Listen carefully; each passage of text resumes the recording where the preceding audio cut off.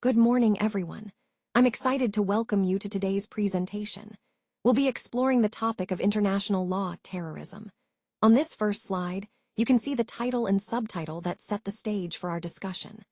Over the next few minutes, we'll cover key aspects of how international law addresses terrorism, including legal frameworks, challenges, and recent developments. Let's get started. There is no single definition of terrorism, which can make understanding the concept quite complex. In fact, terrorism doesn't have a universally accepted definition in international law. So why is that? Well, it primarily comes down to political, strategic, and ideological differences among nations. These differences lead to disagreements about what exactly counts as terrorism. However, despite these disagreements, most definitions tend to share some common elements. For example, they usually involve the use or threat of violence against noncombatants or civilians. The goal is often to create fear or intimidation, and this is typically done for political, ideological, or religious reasons. When we look at terrorism under international law, these elements help us understand the core aspects that most definitions include, even if there isn't a single, precise one. This common ground is important as we explore how terrorism is approached globally and what challenges arise from these varying perspectives. Countries are often at odds when it comes to defining terrorism, and there are a few main reasons for that. First, there's the debate over freedom fighters versus terrorists. Acts committed by groups fighting for self-determination, like those in Palestine, Kashmir, or Kurdish regions, are viewed very differently depending on which country you ask. Some see them as freedom fighters, while others label them as terrorists. Then there's the issue of state terrorism. Some states argue that they can carry out acts that others might call terrorism, which complicates the picture even more. If a government uses violence or repression against its own people or others, the question becomes, is that terrorism or just state security? Finally, political interests play a huge role. Powerful countries often want the definition of terrorism to align with their foreign policy goals. That means the term can be used selectively to target certain groups or countries, making it even harder to come up with a single, universally accepted definition. So, because of these conflicting perspectives, whether it's about who is fighting for liberation, whether states themselves can be terrorists, or how political power influences the definition, it's no surprise that a single, clear-cut definition of terrorism doesn't really exist. When we look at international efforts to combat terrorism, it's important to understand that there isn't just one overarching treaty. Instead, there are many sector-specific conventions, each targeting specific types of terrorist acts. For example, in 1970, we saw the Hague Convention focusing on aircraft hijacking, which was a significant threat at the time.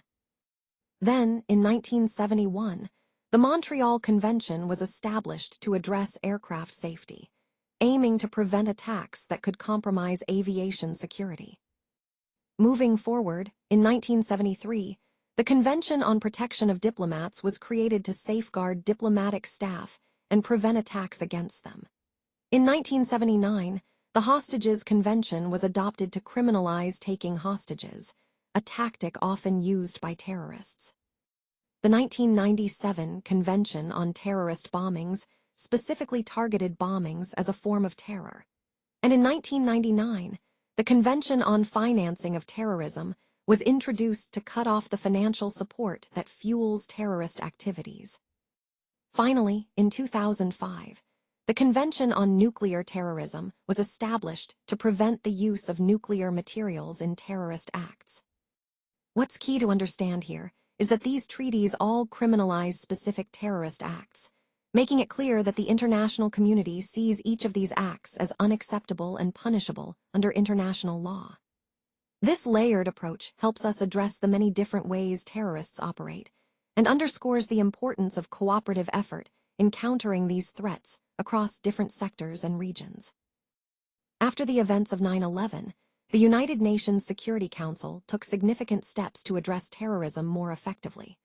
They passed key resolutions, starting with UNSC Resolution 1373 in 2001. This resolution essentially requires all member states to take concrete actions, like criminalizing any acts of terrorism, and importantly, freezing the assets of terrorists to cut off their funding sources. It also emphasizes the need to prevent safe havens where terrorists might hide or plan attacks, and encourages stronger international cooperation to share intelligence and coordinate efforts. Then, in 2004, UNSC Resolution 1566 provided a clearer working definition of terrorism. It describes acts intended to cause death or serious injury to civilians, aiming to intimidate a population or pressure a government into certain actions. This definition helps unify different countries' understanding and responses to terrorism. Overall, these resolutions highlight the Security Council's critical role in shaping a coordinated international response, making sure we're all on the same page and working together to combat this global threat effectively.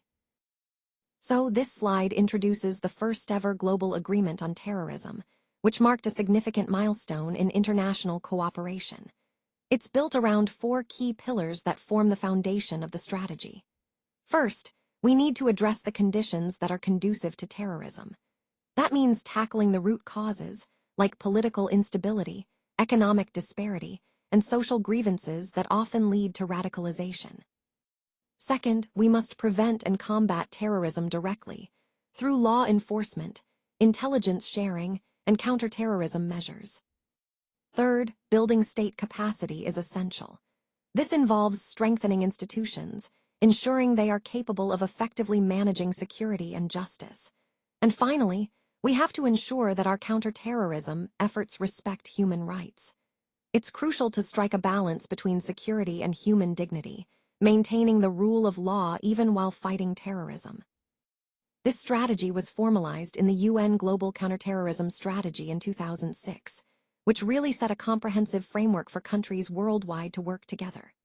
When we look at the overall theme of international cooperation against terrorism, these pillars highlight how multifaceted and balanced our approach needs to be, addressing root causes, enforcing security, developing capacity, and safeguarding human rights all at once. Let's take a look at some notable regional conventions on terrorism. First, we have the SAARC Convention on Terrorism from 1987, which was established to promote regional cooperation among South Asian countries in combating terrorism. It emphasizes sharing intelligence, extradition, and joint actions.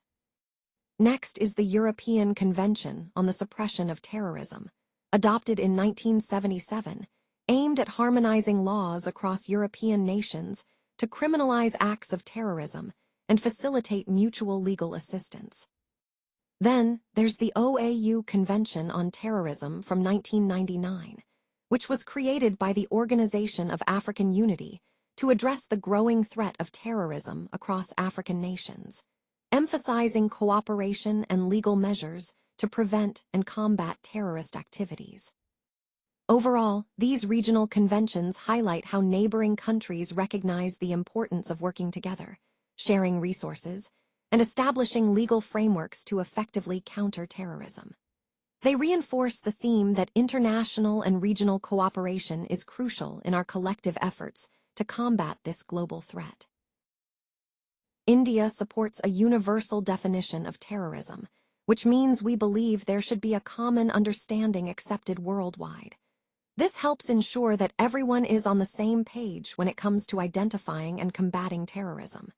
To this end, India proposed the CCIT, the Comprehensive Convention on International Terrorism. This was an important step towards international cooperation, but unfortunately, it's still pending approval because of disagreements among different countries. These disagreements mainly stem from differing national interests and perspectives on what constitutes terrorism. Despite these challenges, India remains committed to the goal of establishing a clear, universally accepted framework to fight terrorism effectively. This effort ties into the overall theme of our presentation, emphasizing the need for global unity and cooperation in addressing this complex issue. Let's explore some of the key challenges faced by international law when it comes to combating terrorism. First, there's no universal definition of terrorism itself, which makes it difficult to create consistent laws and policies across different countries. This lack of a clear definition can lead to varying interpretations and enforcement issues. Another major point is the tension between protecting human rights and ensuring national security. Governments often have to strike a delicate balance, taking strong security measures without infringing on individual freedoms. Sometimes, counter-terrorism laws are misused, leading to the suppression of dissent or targeting innocent people, which complicates the legal landscape further. Cyberterrorism and online radicalization are also growing concerns. The Internet provides new avenues for terrorists to recruit, spread propaganda, and plan attacks, which makes regulation and enforcement more complex. Additionally, the use of advanced technology, such as drones and artificial intelligence, introduces new legal and ethical questions. These tools can be highly effective, but also pose risks of misuse or unintended consequences. All these challenges highlight how difficult it is to develop a cohesive, effective international legal framework that respects human rights while tackling the evolving nature of terrorism. Terrorism continues to be one of the most significant threats to global peace and stability today. Despite its widespread impact, there's no single, universally accepted definition of terrorism, which complicates efforts to combat it effectively. However, international law addresses terrorism through various mechanisms, such as sectoral treaties that target specific issues or groups, and resolutions from the United Nations Security Council that aim to coordinate global responses. We also see regional conventions tailored to the unique challenges faced within different parts of the world. Additionally, state cooperation plays a crucial role, as countries work together to share intelligence and enforce anti-terrorism measures. Despite these efforts, the lack of a universal definition remains a challenge, because it hampers consistent enforcement and international collaboration. That's why developing a clear, universally accepted definition of terrorism is so important. It would enhance our collective ability to prevent acts of terror and bring perpetrators to justice. In conclusion, while the international community has made strides in addressing terrorism through various legal frameworks, achieving a universal definition would truly strengthen our fight against this persistent threat and help promote lasting peace worldwide.